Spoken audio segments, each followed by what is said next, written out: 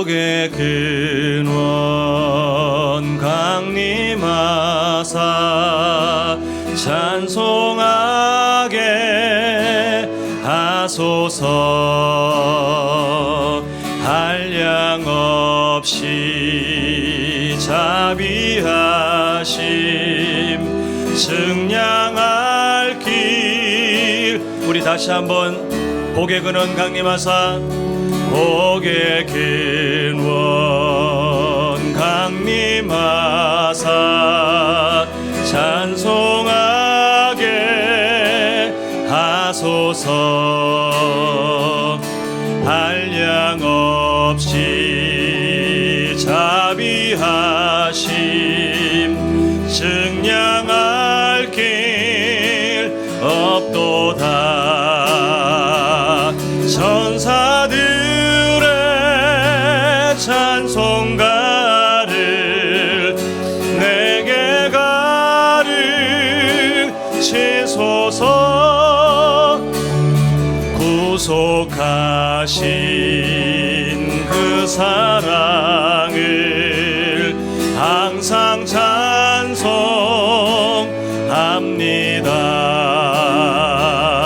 주의 크신 도움받아 이때까지 왔으니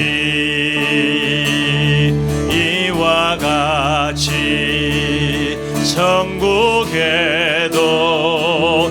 이르기를 바라네. 하나님의 품을 떠나 죄에 빠진 우리를 예수 구원하시려고 보혈 흘려 주신 우리의 삶을 기억하며 3절입니다. 주의 귀한 은혜 받고 일생 빚진 자 되네. 주의 은혜 사슬 되사 나를 주께 매소서. 우리 마음은 연약합니다. 우리 마음은 연약하여 범죄하기 쉬우니 하나님이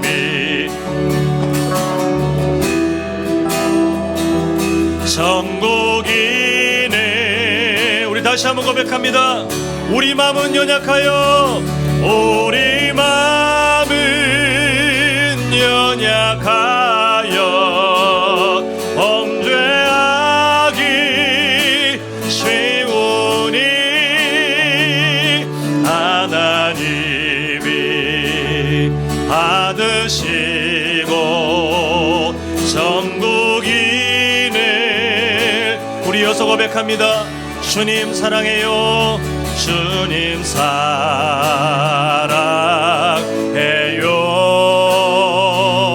온 마음과 정성 다해 하나님의 신실한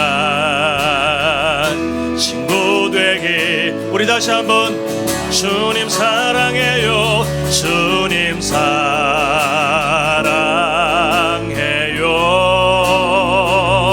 온 마음과 정성 다해 하나님의 신실한 친구 되기 원합니다. 우리 처음부터 고백합니다. 나무 무엇과도 주님을 바꾸지 않으리.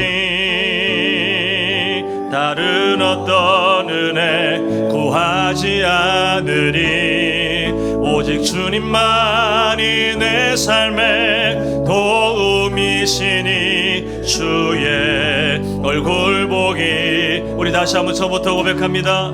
우리 결단되길 원합니다. 나 무엇과도 주님을 바꾸지 않으리. 다른 어떤 은혜 구하지 않으리. 오직 주님만이 내 삶의 도움이시니 주의 얼굴 보기 원합니다. 우리의 마음을 온전히 드립니다. 주님 사랑해요.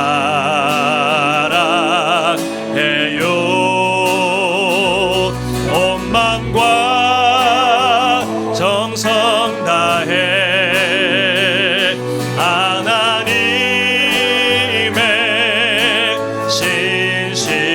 신실한 친구 되기 원합니다. 주님 사랑합니다.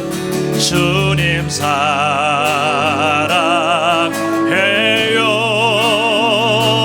온 마음과 정성 다해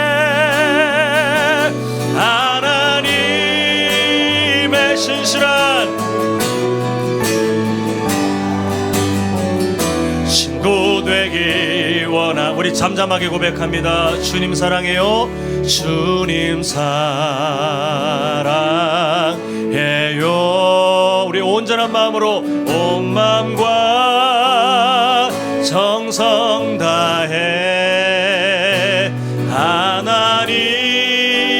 하나님의 신실한 친구 되기. 이어서 고백합니다. 은혜 아니면 우리가 살아갈 수 없습니다. 은혜 아니면 살아갈 수가 없네. 호흡마저도 다 주의 것이니 세상 평안과 위로 내게 없어도 예수 오직 예수. 우리 다시 한번 처음부터 고백합니다. 은혜 아니면 살아갈 수 없습니다. 은혜 아니면 살아갈 수가 없네. 호흡마저도 다 주의 것이니 세상 평안과 위로 내게 없어도 예수 오직 예수뿐이네. 고백합니다. 그 신계획 그 신계획 다 볼 수도 없고 작은 고난에 지쳐도 주께 묶인 나의 모든 삶 버티고 견디게 하시네. 은혜 아니면 살아갈 수가 없네. 나의 모든 것 다 주께 맡기니. 우리 주님 이러한 부분이 되십니다. 참된 평안과 위로 내게 주신 주 예수 오직 예수뿐. 우리 다시 한번 처음부터 한번 고백합니다. 은혜 아니면 살아갈 수 없습니다. 은혜 아니면 살아갈 수가 없네. 호흡마저도 다 주의 것이니 세상 평안과 위로 내게 없어도 예수 오직 예수뿐이네. 그 신계획 다 볼 수 없고 그 신계획 다 볼 수도 없고 작은 고난에 지쳐도 주께 묶인 나의 모든 삶 버티고 견디게 우리 다시 한번 그 신계획 다 볼 수도 없고 작은 고난에 지쳐도 주께 묶인 나의 모든 힘든 삶 버티고 견디게 하시네. 지금까지 지내온 것 주의 크신 은혜라. 한이 없는 주의 사랑 어찌 이루 말하랴. 자나깨나 주의 소리 항상 살펴주시고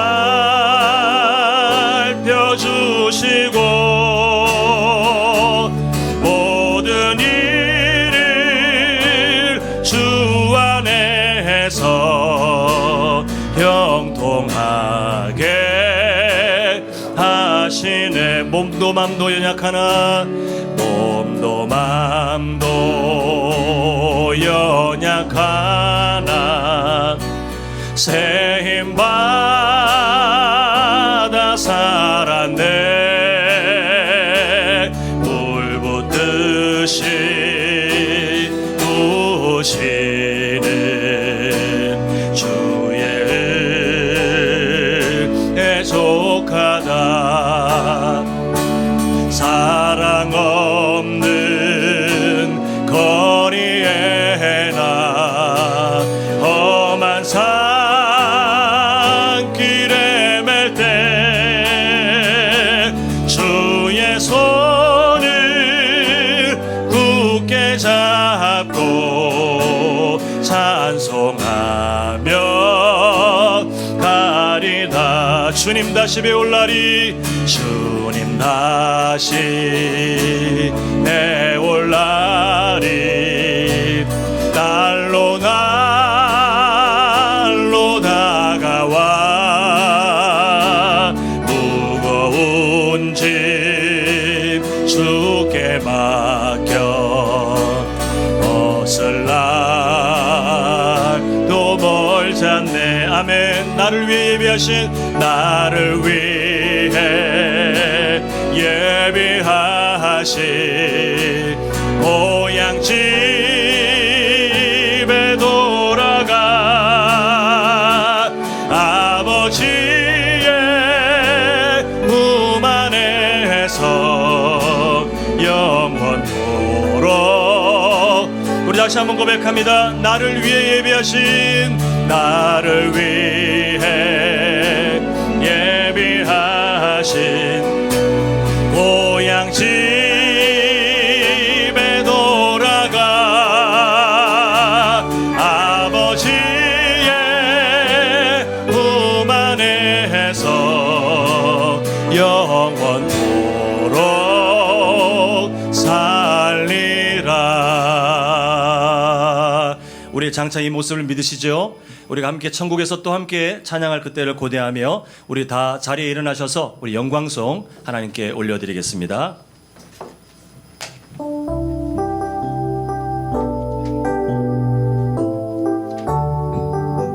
우리는 고백합니다. 무명이어도 공허하지 않은 것은 예수 안에 난 만족함이라.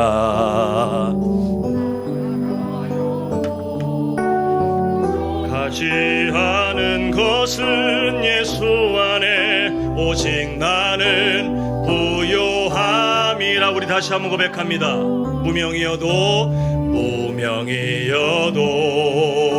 공허하지 않은 것은 예수 안에 난 만족함이라. 가난하여도 부족하지 않은 것은 예수 안에 오직 나는 부요함이라. 우리의 삶이랍니다. 난 예수로 충만합니다. 난 예수로 충만하네. 난 예수로 충만하네. 난 예수로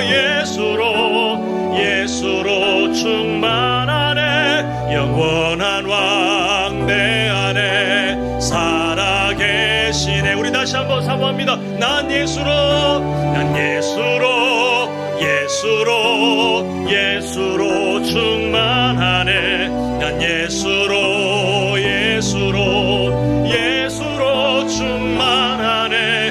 난 예수로, 예수로, 예수로 충만하네. 영원한 왕 내 안에 살아계시네. 한 번 더. 영원한 왕 살아계십니다. 영원한 왕 내 안에 살아계시네.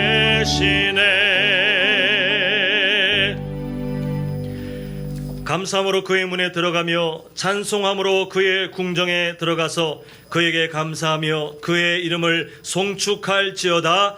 아멘.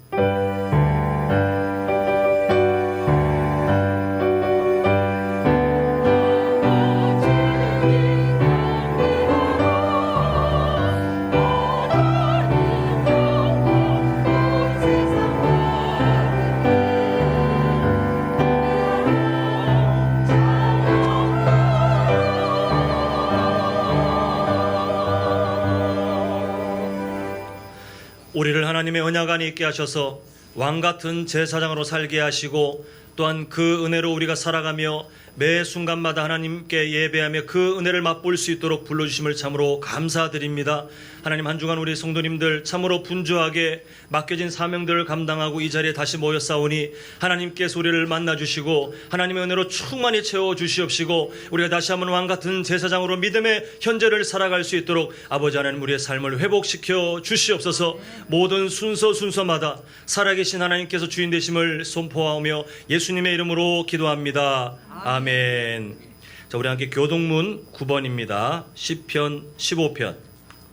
교동문 9번 시편 15편 우리 함께 교독하겠습니다. 여호와여, 주의 장막에 머무를 자 누구오며 주의 성산에 사는 자 누구오리까.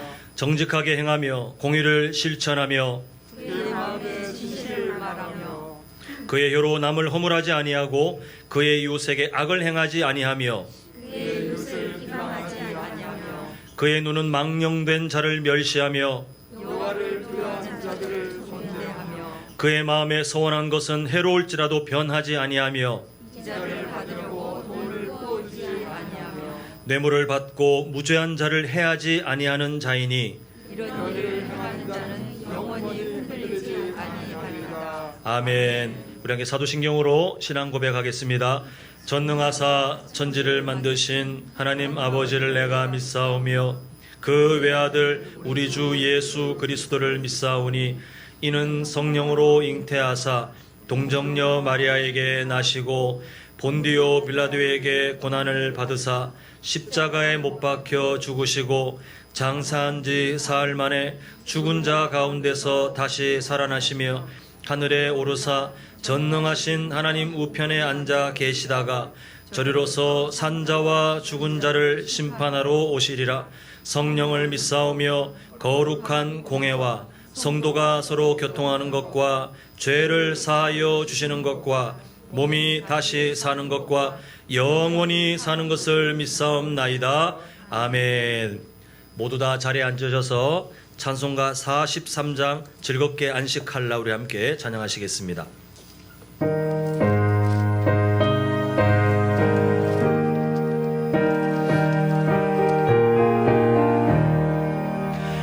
즐겁게 안식할 날, 반갑고 좋은 날, 내 마음을 평쾌하니 즐겁고 기쁜 날, 이 날에 전하 만민 가보좌 앞에서 참되신 다 찬송 부르네. 이 날의 하늘에서 새 양식 내리네. 선회로 모이라고 종소리 울리네. 복음의 밝은 빛은 온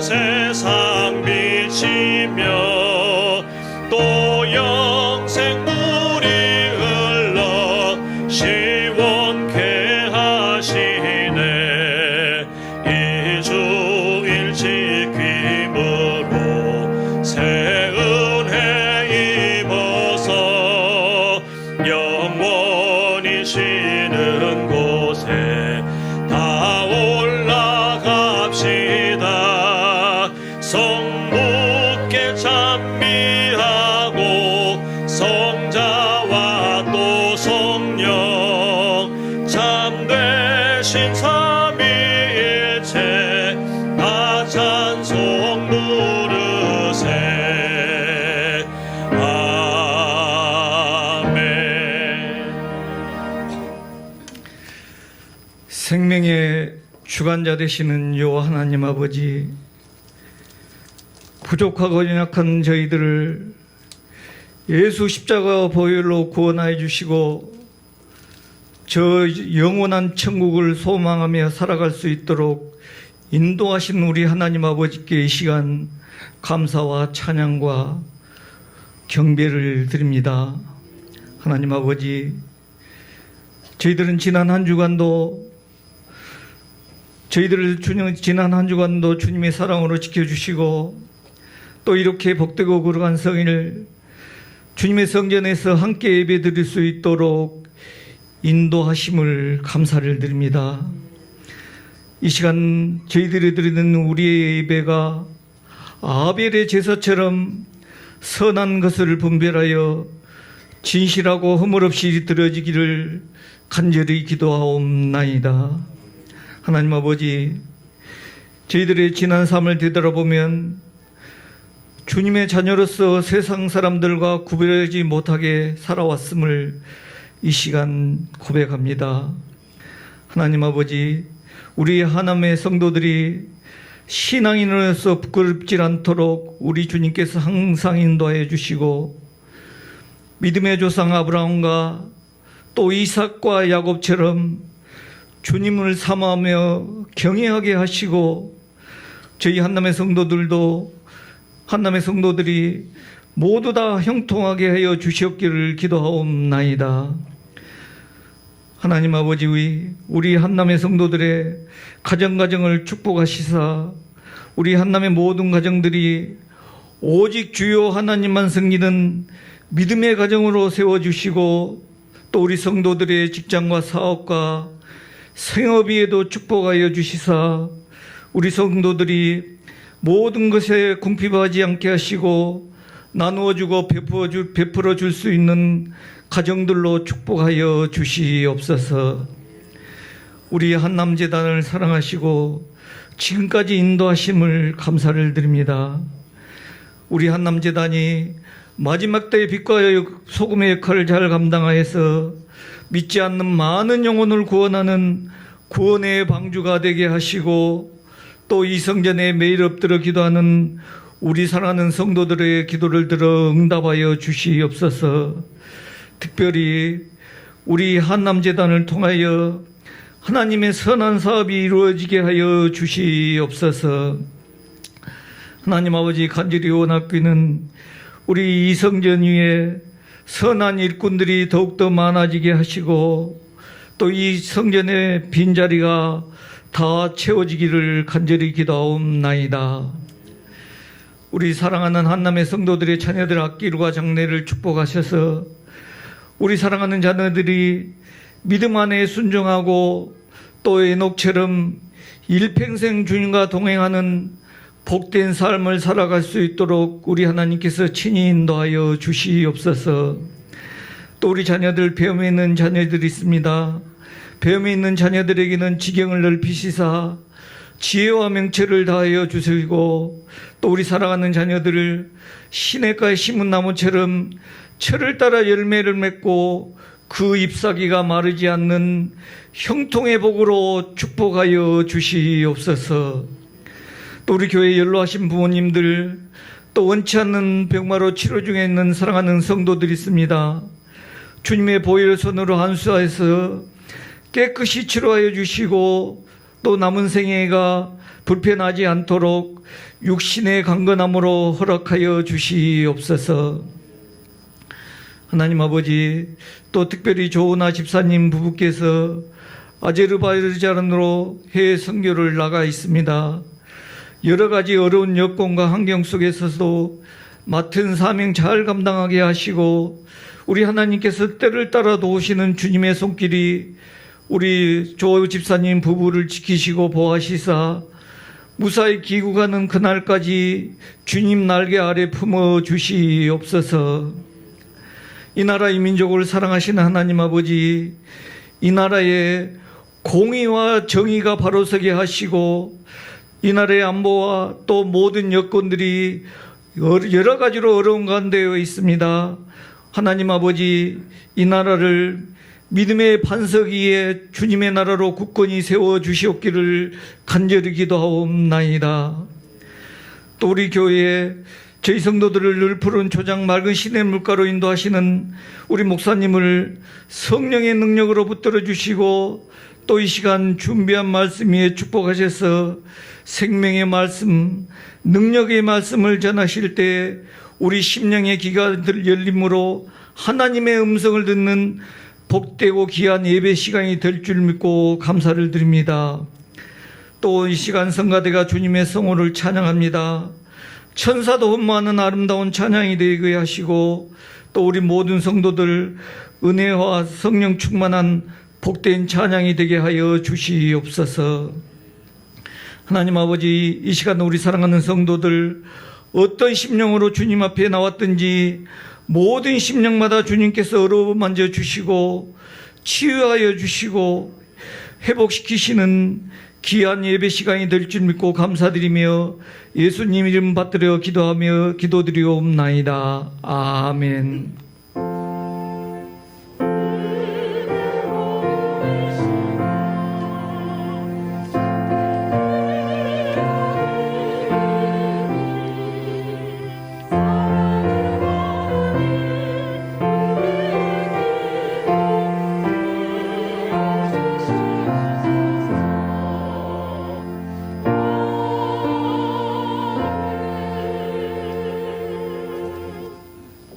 우리 함께 나눌 말씀은 사무엘상 14장 24절부터 35절인데요. 우리 읽을 때는 27절부터 30절까지 우리 4절만 읽도록 하겠습니다.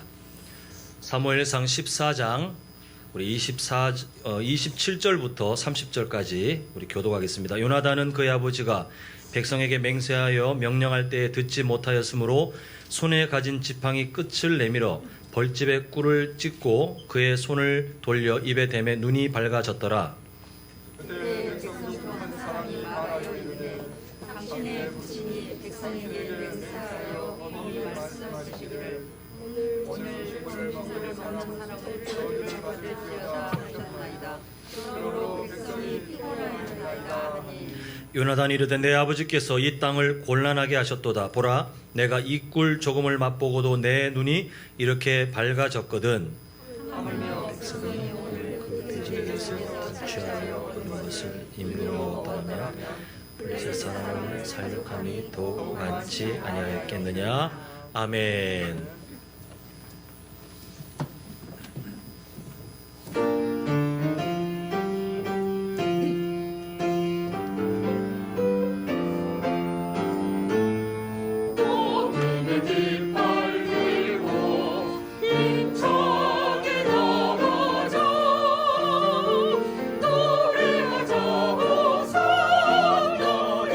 세상 끝까지 온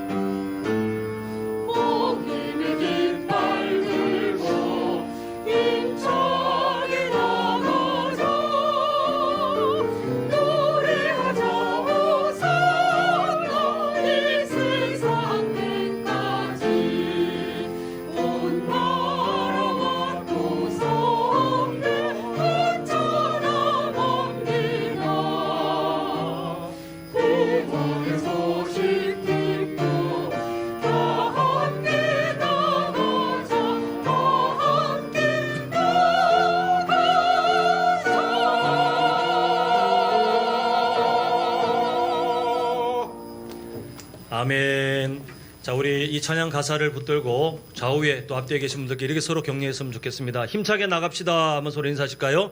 힘차게 나갑시다. 자, 한 번 더. 주님께서 함께 하십니다. 주님께서 함께 하십니다. 네, 이번 한 주간도 힘차게 또 우리가 하나님 말씀 붙들고 함께 나아가는 믿음의 군사 또 왕같은 제사장들 되시길 간절히 소망합니다. 네, 우리는 살아가면서 하나님의 말씀, 이 성경을 마주할 수밖에 없는데 성경 읽을 때 정말 좋은 방법이 있다는 거 아십니까? 성경 읽을 때 뭐 여러 방법들, 여러 접근들이 가능하겠지만 가장 중요하고 가장 효과적이고 가장 필요한 방법이 뭐냐 하면 성경을 기록하신 하나님의 의도를 알고 읽느냐, 전혀 모르고 읽느냐 완전히 다릅니다. 알고 읽으면 그 사건들이 다 하나님의 마음에 연결돼서 그 안에서 하나님께서 우리에게 주시는 마음이 발견되는데, 만약에 하나님의 의도를 모르고 그냥 어떤 나라에 있었던 어떤 사건 아니면 듣기 좋은 격언 이렇게 접근하면 성경을 읽기가 정말 고역인 건 둘째치고 그 시간이 오히려 손해가 됩니다. 그래서 우리 성도님들은 앞으로 성경 한 절을 읽더라도 하나님께서 왜 이 성경을 우리에게 쓰셨는지 그 전체적인 그리고 좀 더 세부적인 하나님의 의도를 좀 이해하는 것이 좋겠는데요. 오늘 본문도 마찬가지입니다. 그래서 오늘 본문을 좀 설명드리기 위해서 제가 간략하게 구약 성경의 흐름을 좀 정리를 해드려야 될 것 같은데, 하나님께서 이 세상을 만드신 이유가 있어요. 근데 이 이유를 모르고 사는 분들이 꽤 계시더라고요. 하나님께서 왜 사람을 만드셨습니까? 하면 몰라요. 그냥 모르겠습니다. 이렇게 대답하시는 분들을 꽤 많이 봤는데, 하나님께서 이 세상을 만드시고 마지막에 인간을 두신 다음에 생육하고 번성하라 이렇게 명령하신 데는 이유가 있습니다. 그 이유가 뭐냐 하면 하나님께서는 그냥 호기심에 세상을 만들어 보시고 또 호기심에 피조물들 만드시고 마지막에 인간을 만들고 야 이거 어떻게 돌아가나 한번 볼까? 무슨 관찰자의 심정을 하신 것이 아니라 분명한 목적이 있는데, 하나님께서는 이 세상에 하나님의 나라가 완성되어 가고 또 그 하나님의 나라를 사람들이 누리며 살기를 바라셨습니다. 그래서 하나님의 형상을 따라 하나님의 성품을 따라 하나님의 마음을 잘 아는 사람들이 생육하고 번성하여 이 세상에 점점 늘어나면 이 세상은 결국 뭐가 되냐면 하나님을 존중하고 하나님 말씀에 순종하고 하나님의 영광을 나타내는 무슨 나라가 됩니까? 하나님의 나라가 되는 거예요. 그래서 하나님은 이 목적을 가지시고 인간을 만드셨는데, 창세기 3장에 보기 좋게 아담과 하와가 어쩌다가가 아니라 성경의 분명한 가르침은 적극적으로 하나님처럼 되고 싶은 욕심에 적극적인 불순종으로 그만 하나님의 나라의 사명을 가진 인간들이 죄의 나라를 시작해 버립니다. 이후에 인간의 역사는 다 죄의 나라예요. 하나님의 나라가 아니라 다 죄의 나라인데도 하나님께서는 하나님의 꿈을 버리지 않으시고 하나님의 나라를 만들어 가시는 일을 조금씩 해 나가시는데, 우리가 잘 아는 아브라함을 부르신 일도 그 중에 하나예요. 아이를 낳을 수 없는 그 한 가정을 부르셔서 오히려 자녀를 두시고 그 자녀도 한 명, 그 다음에 2명 아주 미약하지만 나중에 하나님의 약속하신 그 민족 이스라엘을 이 땅에 창조하십니다. 원래 없었던 민족이에요. 창조하셔요. 그래서 하나님께서는 죄의 나라들 속에 하나님의 나라를 만드셔서 이 세상을 변화시키고 창세기 12장에 아브라함에게 주셨던 그 약속처럼 모든 민족이 너를 통해 복받기를 원한다. 이 하나님의 꿈, 궁극적으로 예수님의 십자가 사랑을 통하여 죄의 용서함을 받는 그 은혜가 세상 곳곳에, 그래서 하나님의 나라가 다시 회복되기를 바라셨습니다. 그래서 이스라엘은 그런 비전을 갖고 있었어요. 그 하나님께서는 그 나라를 하나님의 귀한 제사장 나라로 삼기 위하여 노예로 고통받는 그들을 구출하셨고, 그리고 계약을 맺으시죠. 시내산에서 언약을 맺으시는데, 우리 한번 화면을 보시면요, 출애굽기 19장 4절 5절 6절을 한번 보겠습니다. 제가 한번 읽겠습니다. 내가 애굽 사람에게 어떻게 행하였음과 내가 어떻게 독수리 날개로 너희를 업어 내게로 인도하였음을 너희가 보았느니라. 지금 하나님의 말씀이 뭐냐 하면 출애굽을 시켰는데 그 과정들을 네가 다 보지 않았느냐, 그렇게 하면서 이 언약을 맺으십니다. 자, 5절. 세계가 다 내게 속하였나니 너희가 내 말을 듣고 내 내 말을 잘 듣고 내 언약을 지키면 너희는 모든 민족 중에서 내 소유가 되겠고, 자 6절 함께 읽겠습니다. 시작. 너희가 내게 대하여 뭐가 됩니까? 제사장 나라가 되며 또 뭐가 되죠? 거룩한 백성이 되리라. 이렇게 말씀하십니다. 이게 원래 갑자기 이스라엘에게 뜬금없이 하나님이 주신 말씀이 아니라 언제부터 있었던 명령이냐면 창세기 1장이에요. 하나님의 나라, 제사장 나라를 이 세상 가운데 하나님이 두시기를 원하셨지만 인간들의 범죄로 인해서 하나님의 그 아름다운 계획이 다 오염되었어요. 그러나 하나님은 그 오염된 세상 가운데 실패한 자리마다 하나님의 은혜로 일꾼을 부르시고 하나님의 은혜로 길을 여시면서 그 제사장 나라를 이스라엘에게 주셨습니다. 그래서 이스라엘은 죄의 나라들 중에서 하나님의 나라로, 특히 제사장 나라로 이 세상을 살아가야 하는 독특한 사명을 갖고 있었는데, 우리가 그 이후의 일들을 알죠. 여러 일들이 있었고 하나님의 약속의 땅에 정착할 수 있는 은혜까지 받았지만 사사시대를 거치면서 하나님을 부정합니다. 각자가 자기가 주인이 되어서 하나님이 없는 것처럼 그렇게 행합니다. 그래서 하나님께서는 그래도 그들을 회복시키셨는데 또 사무엘상에 와서 뭐합니까? 인간 왕을 주시오. 하나님 필요 없소. 이런 제사장 나라의 모습을 잃어버렸을 때도 하나님께서는 이들을 멸하지 않고 다시 사무엘을 통해서 경고하시고 가르치시고 다시 하나님의 언약을 주시면서 하나님의 제사장 나라로 살 수 있도록 하시고, 그리고 사울 왕을 임명하실 때 자, 너 이제 왕이다 이렇게 하시는 것이 아니라 나기드라는 그 단어를 통해서 너는 세상 왕과 달라. 내가 내 백성을 위해서 임명하는 사람이다. 너는 내 백성을 위해서 존재하고 너의 욕심을 위해서 존재하면 안 되고 제사장 나라로 나의 마음을 따라가야 한다라고 그 기준을 주셨어요. 이 기준대로 살았더니 사무엘상 11장에서 암몬 족속과의 전쟁 가운데 대승을 거뒀습니다. 하나님의 약속이 이루어졌습니다. 이대로 살면 되는데 안타깝게도 우리가 저번 주에 보았던 그 13장 내용을 통해 사울 왕은 제사장 나라의 삶을 거절하고 세상 나라의 왕처럼 내가 나를 위해 이런 삶으로 그게 타락하게 되는 것을 보게 됩니다. 자, 오늘 이어지는 사무엘상 14장을 보는데 14장 전체 내용이 길기 때문에 다 살펴보기에는 너무 어려울 것 같습니다. 그래서 핵심적인 내용을 좀 보고자 하는데요. 지금 이 배경만 아시면 됩니다. 블레셋과의 전쟁 가운데 긴장 상태예요. 블레셋과의 그 긴장 상태가 있는 그때에 자 24절 우리 한번 보겠습니다. 자, 보면 어떤 상태냐 하면 이날에 이스라엘 백성들이 피곤하였으니, 이 피곤하였다는 것은 전쟁 중에 먹는 것도 제대로 못 먹고 다 녹초가 되어 있는 그때에 사울이 맹세를 합니다. 저녁 곧 내가 내 원수에게 보복하는 때까지 아무 음식물이든지 먹는 사람은 뭐를 받아요? 저주를 받을지어다. 자, 일단 그 마음은 둘째치고 하나님께서 이 말을 들으면 기뻐하실 내용 같습니까? 아니면 안 기뻐하실 내용 같습니까? 이스라엘 백성들을 돕고 보호하고 지켜야 될 나기드 인생, 그 왕으로 세워진 이 사울 왕이 지금 하나님의 백성들을 오히려 더 힘들게 하고 있어요.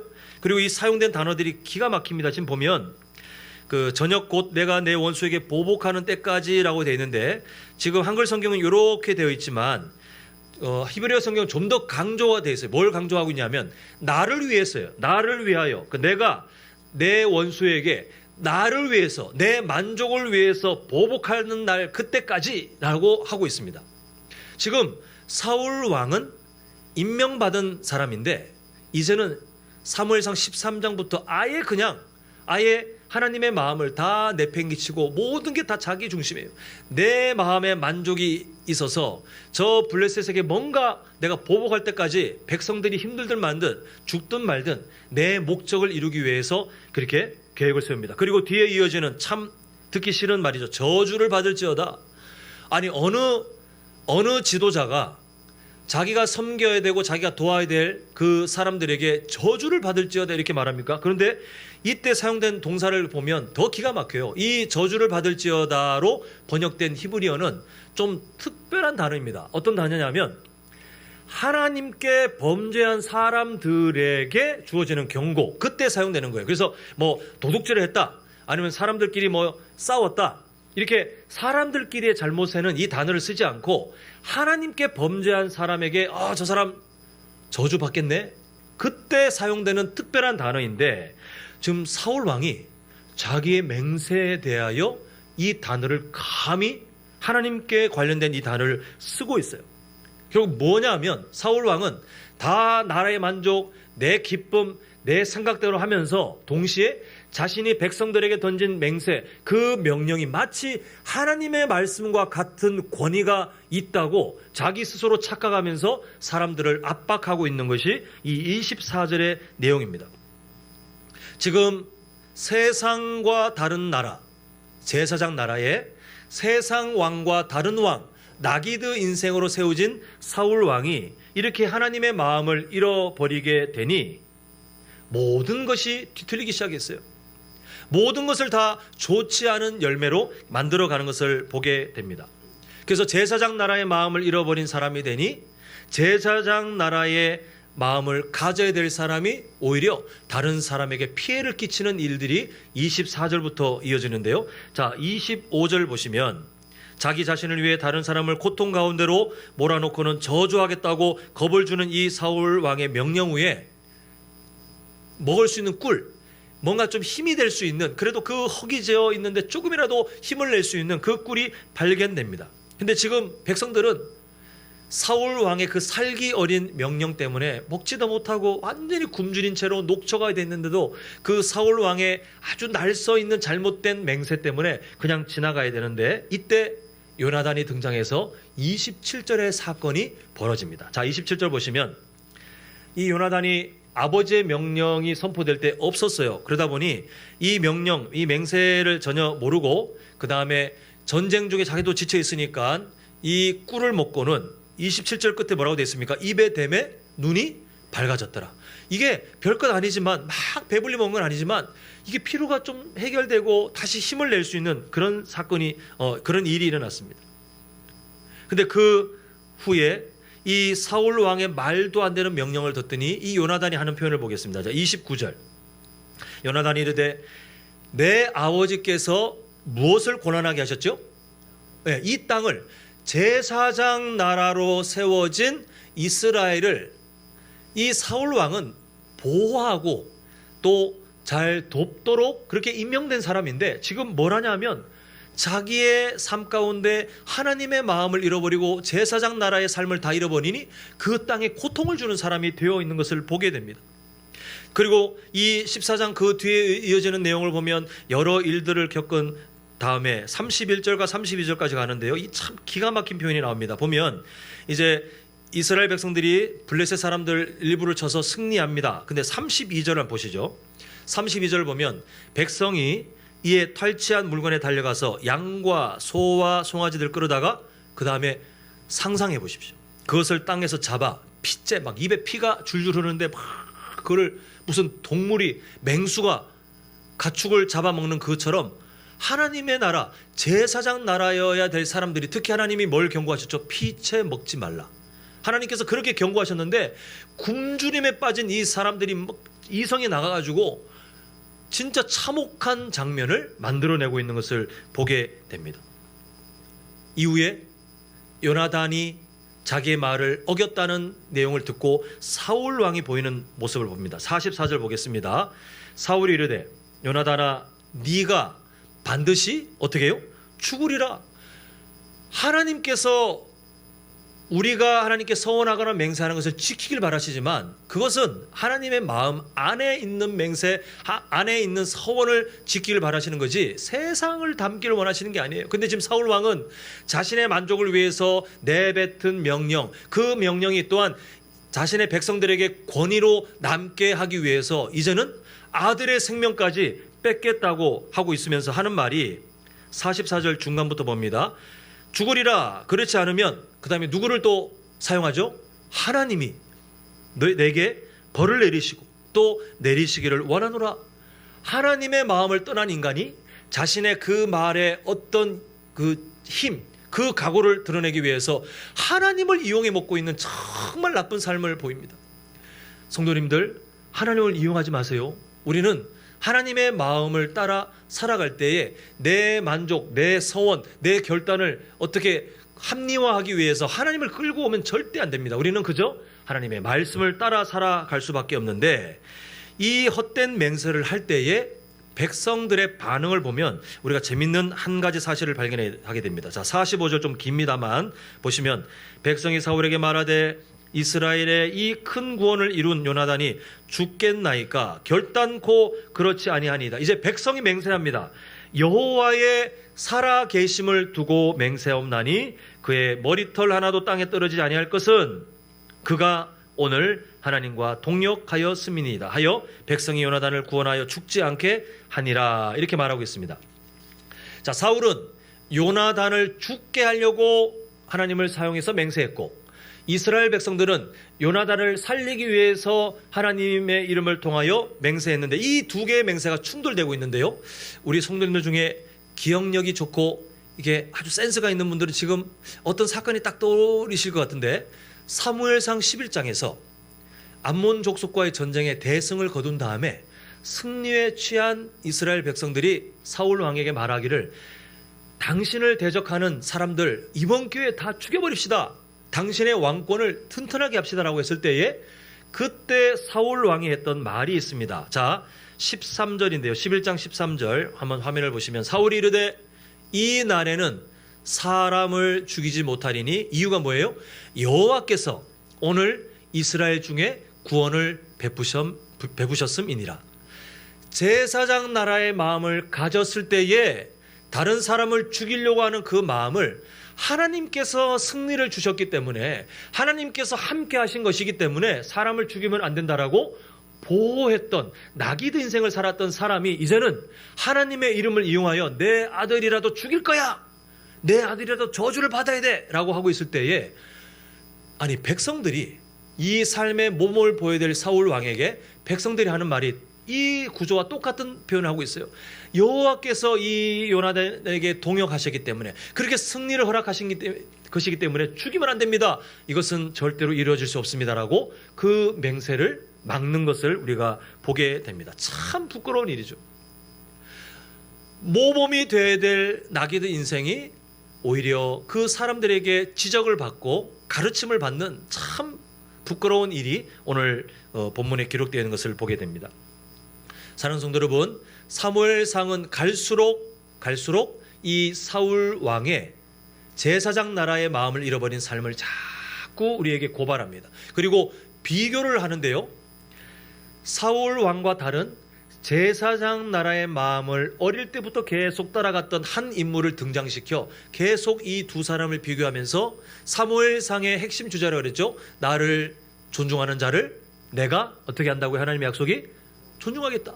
나를 없이 여기는 자를 내가 경멸하리라. 하나님의 이 통치 법칙이 맞는지 안 맞는지 이 두 사람, 사울 왕과 다윗, 그리고 오늘 본문의 주제와 연결돼서 보자면 제사장 나라의 마음을 따르는 왕과 그렇지 않은 왕을 계속해서 앞으로 비교하게 되어 있습니다. 그래서 보면 우리 성도님들께서 이미 이 다윗 왕과 사울 왕의 사건들을 성경을 읽으셔서 어느 정도 아시겠지만, 사울 왕은 갈수록 난폭한 사람이 돼요. 제사장 나라의 마음을 잃어버리니 권력은 있죠. 그러니까 이 권력을 사용하여 자기의 난폭성을, 더 악함을 드러냅니다. 그런데 다윗은 오히려 그 권력이 있음에도 제사장 나라의 마음을 따라가니 다른 사람을 보호하고 참고 기다리고 인내하는 그런 모습을 보이게 되는데요. 심지어 어떤 모습까지 나오느냐. 자, 사무엘상 15장 나중에 보겠지만 한 절만 보겠습니다. 사무엘상 15장 2절 보시면 사무엘이 하는 말이 지금 하나님께서 하시는 명령을 주셨는데요. 사무엘상 15장에 사울 왕을 대신할 그 다윗을 이제 임명할 일을 위해서 그 집에 가라라고 할 때 이 사무엘이 하는 말이, 제가 15장 2절 읽어드립니다. 사무엘이 이르되 내가 어찌 갈 수 있으리까? 그 다음에 이렇게 말합니다. 사울이 들으면 나를 죽이리이다. 여러분, 사무엘이 어떤 사람입니까? 사울 왕이 무슨 일이 있어도 존경하고, 그래도 사무엘의 말에 대해서는 그래도 최소한 그 말을 존중해야 될 그 사람이 사무엘입니다. 이스라엘의 지도자예요. 영적인 또 정신적인 그런 중심이 되었던 사람이고 아직 생존해 있습니다. 그리고 하나님과 대면하며 하나님의 마음을 전하는 그 귀중한 사명자예요. 근데 지금 사무엘이 하는 말이 뭐냐 하면 하나님, 저 그렇게 했다가는 사울이 저를 죽일 거예요. 지금 어느 지경까지 가 있는 거냐 하면 사울이 자신의 왕권을 지키기 위해서 심지어 사무엘조차도 기꺼이 처단할 수 있는 악한 마음을 갖고 있다는 것을 사무엘도 이미 지켜보며 그것을 겁내할 정도로 사울 왕은 하나님의 마음을 잃어버린 폭력 정치를 하고 있는 것을 보게 됩니다. 그리고 그 뒤에 비교되는 다윗 왕의 모습은 자신을 해하려고 하고 자신의 왕권을 위협하는 그때에도 그 사람들을 기다리고 그리고 보호하면서, 물론 바세바 사건 같이 추악한 사건이 있긴 합니다만 그때는 제사장 나라의 마음을 잘 따라가다가도 그런 사람조차도 제사장 나라의 마음을 잃어버리면 얼마나 심각하게 범죄를 저지르는지 알 수 있는 좋은 증거이고, 다윗 왕의 전체적인 삶은 제사장 나라의 그 마음을 따라가는 사람으로 하나님께서 이 세상 가운데 드러내 계시고 계시는 것을 보게 되는데요. 결국 오늘 본문을 통하여 또 앞으로도 마찬가지겠지만 우리 성도님들께 하나님께서 주시는 질문이 두 가지가 있습니다. 뭐냐 하면, 너는 지금 제사장 나라의 마음을 따라가고 있느냐라는 질문을 우리 성도님들이 하고 계세요. 좀 더 분명하게 말하면 너는 지금 제사장 나라로 현재의 삶에 살고 있느냐라고 질문을 하고 계십니다. 이제 말씀을 맺겠습니다. 우리는 하나님의 이 질문에 대해 뭐로 대답해야 되냐면 입술로 대답할 것이 아니라 우리의 삶으로 증명하며 살 수밖에 없어요. 우리가 다른 것으로 증명이 안 돼요. 하나님, 제가 좀 어려운 것 같고 제가 재산을 팔아서 큰 돈이지만 제가 아까워하지 않고 헌금할 테니 그냥 그렇게 상고를 합시다. 전혀 의미 없어요. 전혀 의미 없어요. 하나님, 제가 살고 있는 그 저의 삶을 다 그만두고 지금 신학교 가가지고 목회자가 될 테니 그냥 그걸로 제가 제사장 나라의 삶을 사는 걸로 칩시다. 아무런 의미가 없어요. 하나님께서는 우리의 일상 가운데 너 지금 제사장 나라의 마음을 따르고 있니? 너 지금 제사장 나라로 살고 있니라고 묻고 계시지, 우리가 뭘 했느냐 이걸 지금 우리에게 요구하고 계시지 않아요. 우리 성도님들, 교회라고 해서 다 교회가 되는 게 아니더라고요. 교회라는 이름을 가지고 교회라고 모인다고 해서 그 교회가 교회답게 되는 것이 아닙니다. 이 세상 가운데 참 많은 교회들이 아직 있습니다. 코로나를 지나면서 또 지금도 여러 어려움 가운데 작은 그 미자립 교회들은 참 존폐 위기 가운데 사라지고 또 사라지고 하는 안타까운 일이 있지만, 그래도 아직 보면 교회들이 지역마다 눈에 보이잖아요. 근데 그 교회들이 제사장 나라의 마음을 잃어버린 순간 악취나는 집단이 돼요. 악취나는 집단. 사람들에게 손가락질 받고 세상 가운데 좋지 않은 영향력을 끼치는 집단으로 변질되는 일들이 허다해요. 성도라고 다 성도입니까? 성경책을 우리가 옆구리에 끼고 교회 온다고 해서 다 성도가 아니에요. 그 사람들이 아무리 나는 직분이 있고 나는 뭐 얼마나 오랫동안 예수님 믿었다고 자랑한들 그 사람의 현실 가운데 제사장 나라의 마음을 잃어버린 순간 정말 악취나는 인생으로 전락하게 되는 것이 현실이에요. 근데 하나님께서는 우리에게 다른 삶을 가르치시고 또 충분히 돕기에 능력이 많으신 하나님으로 우리와 함께 동행하십니다. 우리가 연약하다 할지라도, 우리 교회가 아무리 부족하다 할지라도 우리 교회 안에 여러 아픔들이 아니면 상처들이 아니면 지금도 우리가 실수할 만한 습관들이 남아 있다 할지라도, 그게 우리의 본 모습 아니겠습니까? 그렇다 할지라도 우리의 마음이 끊임없이 제사장 나라를 꿈꾸고 하나님의 그 계획을 잃어버리지 않고 그 제사장 나라를 위해 향해 살아가기로 사모하며 하나님의 은혜를 의지할 때에 하나님께서 우리를 이 세상 가운데 마치 이스라엘 백성들에게 하셨던 것처럼 너는 나에게 제사장 나라가 되고 거룩한 백성이 될 것이다 라고 하셨던 그 마음처럼 우리는 이 세상 속에 하나님의 그 귀한 뜻을 이뤄가며 그리스도의 향기를 나타내는 공동체로 살아갈 수 있게 돼요. 우리 성도님들 삶도 마찬가지입니다. 우리가 무슨 수로 하나님 말씀에 순종합니까? 우리의 힘으로는 불가능해요. 소리의 문답을 통해 하나님께서 경고하신 것처럼 인간은 스스로의 힘으로 하나님 말씀에 순종할 힘이 없어요. 그러나 하나님, 제사장 나라로 살고 싶어요. 나는 부족하지만 하나님, 제사장 나라로 나를 심으셨는데 제사장 나라의 그 마음을 따라가고 싶어요 라고 하나님의 마음을 잘 이해하여 그 마음을 따라 살기로 우리가 결단하며 정말 몸부림치며 하나님의 은혜를 구하면 하나님이 우리를 도와주십니다. 하나님이 우리를 말씀으로 가르치시고 때로는 우리의 삶의 성품들을 바꿔가시고 우리에게 깨닫게 하시면서 우리를 바꿔가시는데요, 그런 사람은 가정을 변화시켜요. 그런 사람은 직장과 사업장 위에 그리스도의 향기를 나타내는 사람으로 살아가게 되어 있어요. 내가 그것을 막 살기 위해서 억지로 끌어내지 않아도 하나님, 제사장 나라의 마음을 닮기를 원합니다. 왕 같은 제사장으로 살기를 원합니다. 나를 이 땅에 임명하신 하나님의 그 마음을 따라 살고 싶어요 라고 우리 기도 제목 우선순위에 그 기도 제목을 두고 살아가시면 하나님께서, 그 인격적인 하나님께서 우리를 도우시며 우리의 삶을 그렇게 살아가도록, 믿음의 현재가 완성되도록 우리를 도우실 줄 믿습니다. 사랑하는 성도 여러분, 이제 한 몇 달 남았습니다. 2022년도 거의 이제 끝자락에 왔네요. 우리가 연초에 삶으로 지어져가는 교회 또 성도의 삶이 되기를 꿈꿨는데, 야, 이제 2020년 끝나면 이제 저것도 우리에게는 끝이다, 자유다, 이게 아니라 저 삶은 평생 살아야 돼요. 평생. 우리의 삶으로 증명할 수밖에 없습니다. 오늘날 말세의 때에 하나님께서 어찌 보면 안 살아 계신 것처럼, 너무 잠잠한 것처럼 보이지 않습니까? 아니, 이단들이 득세를 해서 교회를 무너뜨리고 온갖 잘못된 것들을, 사회에도 악을 끼치고 또 예수님의 그 이름들을 더럽히는데 하나님께서 가만히 계시는 것 같아요. 오히려 그 이단들은 더 성장하는 것 같아요. 더 많이 세력을 키우고 더 세상 곳곳에 영향을 끼치는 듯 보이는 그런 세상을 살고 있어요. 그러나 이 세상은 있잖아요, 하나님께서 아무것도 안 하시는 것이 아니라 우리에게 뭘 말씀하시냐면, 너 제사장 나라로 살고 있는지 너의 삶을 통하여 증명해야 되는 시대다. 그게 바로 이 말세의 특징입니다. 우리 성도님들, 세상이 어떻든 흔들리지 마세요. 예수님께서 경고하신 것처럼 온갖 교회가, 온갖 성도가, 목회자들이 다 타락하고 하나님의 말씀 떠나서 온갖 안 좋은 소문들이 들린다 해도 신경 쓰지 마세요. 온갖 이단들이 신기한 일들을 벌인다는 소문들이 들리고 마침 내가 막 원하는 어떤 것을 하나님의 말씀에서 떠난 그 잘못된 집단에 있는 누군가가 도움을 줄 것처럼 한다 해도 찾아가지도 마세요. 꿈도 꾸지 마세요.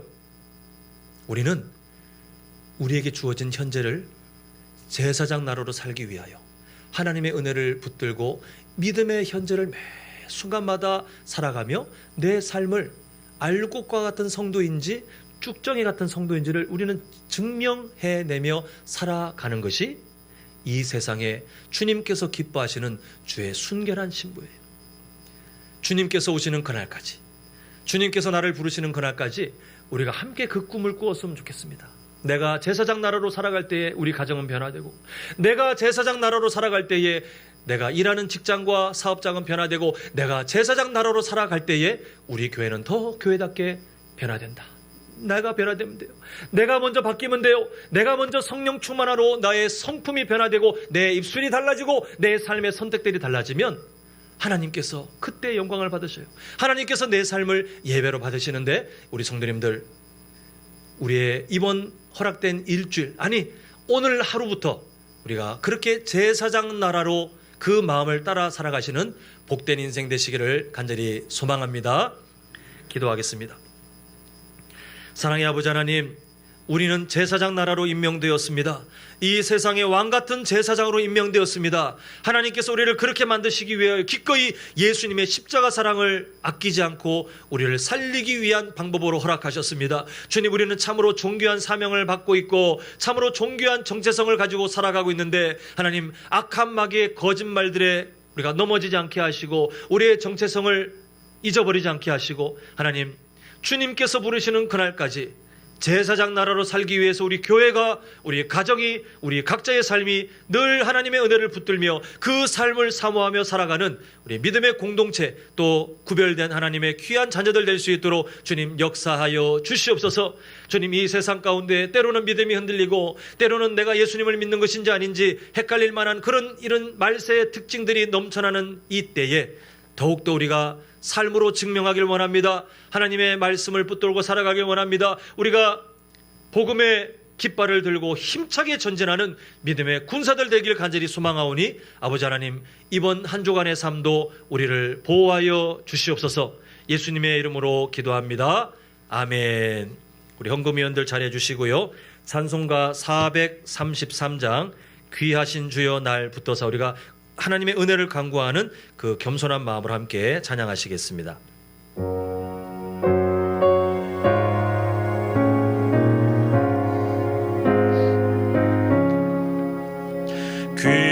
귀하신 주여 날 붙드사 주께로 날마다 더 가까이 저 하늘나라 나 올라가 구주의 품 안에 늘 안기여 영생의 복 받기 원합니다. 봉헌할 물건 나 없어도 날마다 주께로 더 가까이 내 죄를 주께 다 고하니 주님의 보혈로 날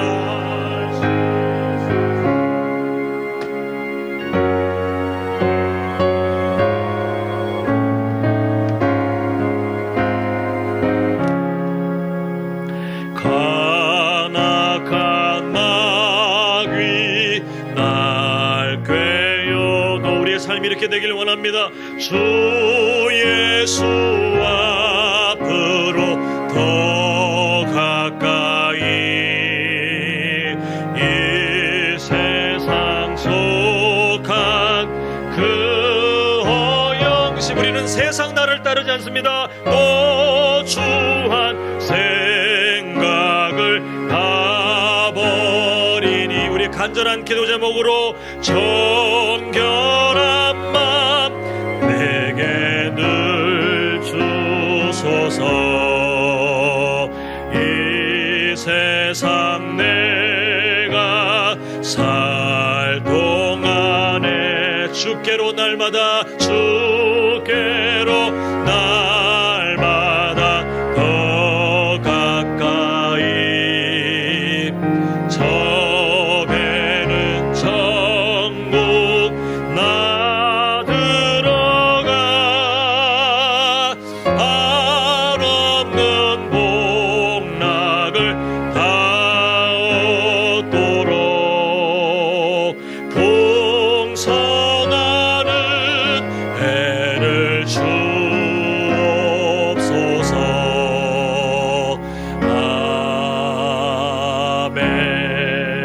아멘. 기도하겠습니다.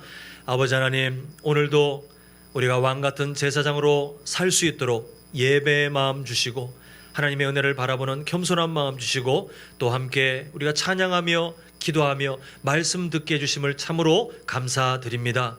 우리 성도님들 이번 한 주간도 제사장 나라의 마음을 잃어버리지 않고 예배할 때에 하나님께 귀한 예물 드리며 나아가오니 주님께서 기쁘게 받아 주시옵소서. 하나님 드려진 11조 감사헌금 또 1,000번제헌금과 건축헌금, 성교헌금, 차량 도서 구제헌금, 신방 감사헌금, 생일 감사헌금 또 하나님께 간절히 드리는 그 기도의 제목들이 담긴 예물들 하나님 그 드려지는 손길이 절대 마르거나 부족하지 않도록 하나님께서 풍성한 은혜를 허락하여 주시옵시고 무엇보다 이번 한 주간 살아갈 때에 하나님 제사장 나라의 마음을 잃어버리지 않도록 사모하게 하시고 하나님의 은혜를 붙들게 하시고 또한 그 삶을 직접 살아가게 하셔서 우리 성도님들의 가정이 달라지게 하시며 직장과 사업장 위에 그리스도의 향기가 나타나게 하시고 만나는 사람들에게 하나님의 마음을 전하는 귀한 인생 될 수 있도록 주님 영육의 강건함을 또한 만남의 복을 허락하여 주시옵소서. 예수님의 이름으로 기도합니다. 아멘. 네, 교회 소식 잠시 나눕니다. 우리 교회 소식 1번은 뭐 계속 반복했던 그 말씀처럼 11월 20일 우리가 한 영혼을 위한 또 추수감사 온세대 연합 예배 준비하고 있기 때문에 함께 기도했으면 좋겠고요. 그걸 위하여 이번 한 주간 하셔야 될 일이 있습니다. 자, 2번의 내용인데요. 첫 번째 뭐냐 하면 감사 제목을 우리가 한 해 동안 돌아볼 때에 하나님 이게 참 감사했습니다. 그 감사 제목을 좀 분명하게 좀 찾으셨으면 좋겠어요. 추수감사 때 우리의 감사를 좀 드려야 되는데 우리 삶을 돌아보며 주셨던 하나님의 은혜를 우리가 기억하지 못한다면 그 진짜 이상한 감사잖아요. 그래서 감사를 우리가 어떻게 할 거냐 하면 다음 주에 오시면 제가 예쁜 그 과일 모양의 메모지를 다 나눠드릴 겁니다. 그러면 우리 성도님들 마을 모임 때 미리 준비하셨던 마음에 잘 정리하셔서 그래 하나님 이게 참 감사합니다. 최소 한 가지 이상 여러 개 해도 됩니다. 그 감사 제목들을 마을 모임 때 함께 다 적으셔서 이제 로비에 아주 예쁜 나무 그림이 붙을 텐데 거기에 다 붙일 겁니다. 그래서 우리 함께 그 감사 열매 자체를 하나님께 올려드리는 그런 시간을 준비했으면 좋겠고 또 하나는 우리가 한 영혼을 지금 그 한 영혼을 초청하기 위해 준비하고 있잖아요. 하나님께서 어떻게 하실지 또 그 사람들이 어떤 반응을 볼지 전혀 모르겠지만 우리는 그냥 적어내는 거예요. 그래서 이번 한 주간 가만히 있다가 오시지 마시고 내가 정말 이 사람을 위해서 기도해야 되는데 정말 이 사람 예수님 믿어야 되는데 라고 기억되시는 그 사람들의 이름을 붙들고 미리 기도하십시오. 그리고 다음 주에 오시면 그 분들의 이름을 제가 알려드리는 방법으로 똑같이 마을 모임 때 그 열매 메모지에다 적으신 다음에 똑같이 나무 그림에 붙어서 하나님 이 사람들을 살려주시옵소서라는 기도 제목으로 우리가 함께 올려드릴 텐데 이때 초청할 만한 사람 외에도 다 적으세요. 다 적었으면 좋겠어요. 그 메모지에 여백이 많으니까 한 사람만 적는 것이 아니라 내가 데려올 사람이 없으니까 적지 말아야지. 아니면 이 사람 예수님 믿어야 되는데 다른 지역에 사니까 우리 교회 안 올 사람이니까 적지 말아야지. 아니요. 다 적으셨으면 좋겠어요. 기도 제목으로 하나님 받으시도록. 그래서 다음 주에 우리가 그걸 적는데 이걸 왜 미리 말씀드리냐면 다음 주에 와가지고 합시다라고 하면 정리가 안 돼 있어서 우리가 놓칠 수가 있어요. 그러니까 한 주 동안 하나님 나에게 어떤 감사거리가 있습니까? 기도하며 준비하시고 그래서 할 수 있으면 미리 메모지에 적어 오셔서 그걸 옮겨 적으면 더 수월합니다. 그리고 한 영혼을 위한 기도를 하실 때에 때로는 까먹거든요. 그래서 기도하다 보면 이 사람도 생각나게 하시고 이 사람도 생각나게 하실 때에 그때 성경 한 켠에 메모지로 이렇게 적어서 나중에 그 사람 이름이 수십 명이라도 상관없어요. 오셔서 함께 이름을 적어서 풍성한 우리의 하나님께 드리는 기도의 열매, 감사의 열매로 저 로비를 정말 아름답게 장식하며 하나님의 마음을 기쁘시게 하는 그런 시간을 좀 맞이했으면 좋겠습니다. 그래서 한 주간 꼭 그렇게 하셔서 우리 다음 주에 마을 모임이 풍성한 감사의 잔치 또 기도 제목의 나눔이 될 수 있도록 우리가 미리 준비하셨으면 좋겠습니다. 다 자리에 일어나셔서 우리 폐회 찬양 하나님께 올려드리고 주일 오전 예배 마치도록 하겠습니다.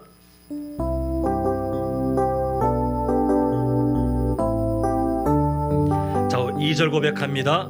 고난 중에도 견뎌낼 수 있는 것은 주의 계획 믿기 때문이라. 실패하여도 일어설 수 있는 것은 예수 안에 오직 나는 승리함이라. 3절 고백합니다. 내 몸이 약해도 낙심하지 않는 것은 예수 안에 난 완전함이라. 화려한 세상 부럽지 않은 것은 난 예수로 충만함이라. 이게 바로 제사장 날의 삶입니다. 난 예수로 세상 모든 것들도 부럽지 않네. 난 예수로 충만하네. 영원한 왕 내 안에 살아계시네. 우리 믿음의 두 손을 번쩍 들고 난 예수로 세상 모든 풍파도 부럽지 않네. 난 예수로 충만하네. 영원한 왕 내 안에 살아계. 이번 한 주간을 우리가 선포합니다. 영원한 왕 살아계실 것입니다. 영원한 왕 내 안에 살아계시네.